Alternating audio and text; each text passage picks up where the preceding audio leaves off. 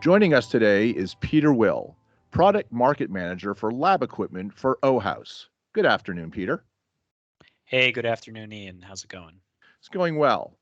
Now, our topic for today is an interesting one because of all the recent media attention in regard to, measuring the quality of our water and, and how, scientists can actually do more effective testing, outside, basically in the environment. And so today we're going to talk about selecting the best pH meter. And, I know for some people, they really don't know what to look for when they're selecting a pH meter. So I was hoping today we could sort of demystify, some of the things that people need to know. What should users consider when they are choosing a pH meter for their lab? Well, Ian, just kind of staying on the topic of environment, I think first and foremost, the user should think about the type of environment they'll be in when they're taking their measurements of their sample. For example, are they in a laboratory in a stationary environment, or are they in the field where they need to actually go out to get their sample, like to a stream or a lake, or are they in a high paced or high traffic industrial or production like setting, for example, like in a food processing plant or in a brewery. So depending on where they're actually going to be taking their measurements could determine the type of meter that they'll need. So OHAUS, for example, we just launched a line of bench meters called the AquaSearcher bench meters. And these are really ideal for laboratory work. So people that are in the lab in a stationary working environment. These are compact meters and easy to set up on the bench.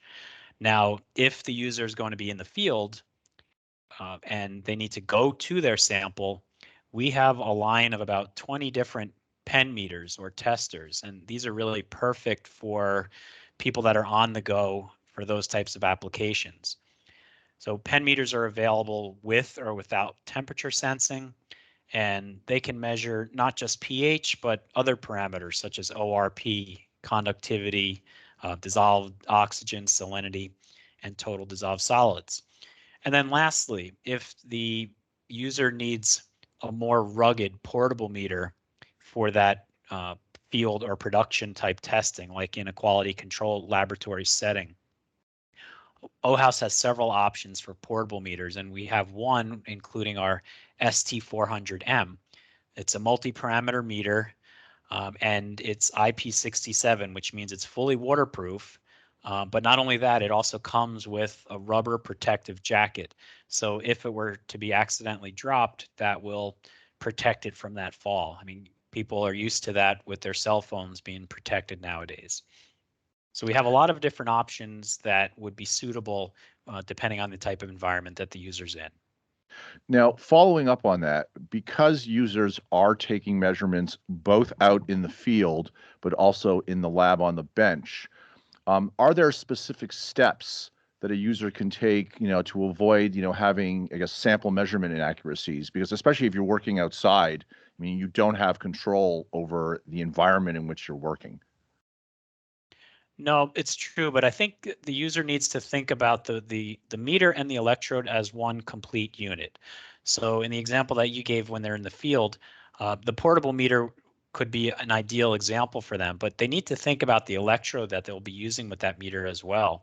As in the ST400, we also have specific electrodes that would be used with that meter, which would make the system fully waterproof. So that's one thing that users need to keep in mind to prevent the inaccuracies. But something else to also keep in mind is that it's not just the meter and the electrode, but it's also about the solutions that they use and the calibration solution. So the electrodes need to be calibrated, and they also need to be inspected from time to time to make sure that either A, they're not dirty or they're not cracked or broken. So proper maintenance of the electrode, including routine calibration and inspection, is critical if they want to avoid inaccuracies in their measurements. Now, you raise a good point in regard to electrodes.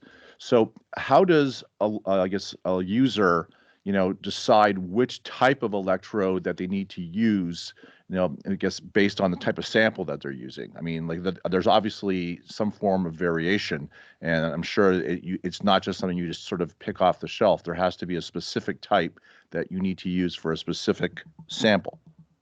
That's true. And generally, when customers are choosing their pH meter, and they'll come to us with some questions, what we need to determine and what we ask is what type of sample are they going to be measuring. For example, is it an aqueous sample or is it a semi-solid sample? If it's a field application, is it a muddy water sample or a food sample?